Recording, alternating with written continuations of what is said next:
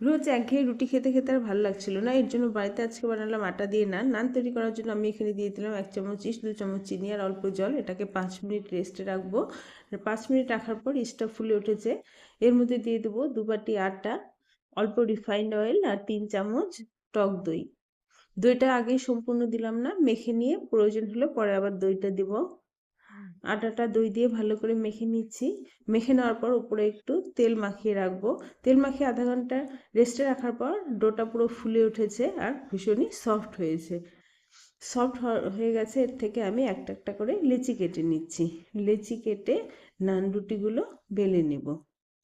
নান রুটিগুলো বেলে নিয়ে গ্যাসে একটা প্যান বসিয়ে আমি নান রুটিগুলো হালকা গোল্ডেন করে ভেজে নেব। তো বন্ধুরা, এটা তৈরি করা বাড়িতে খুবই সহজ। খুব অল্প সময়ে আমি নান রুটিগুলো তৈরি করে নিলাম আর খুবই নরম তুলতুলে হয়েছিল। তোমরা এভাবে বাড়িতে নান রুটি বানিয়ে নাও আর ভিডিওটিতে একটি লাইক করে চ্যানেলটি অবশ্যই সাবস্ক্রাইব করে দিয়ে যেও। দেখা হবে পরের ভিডিওতে।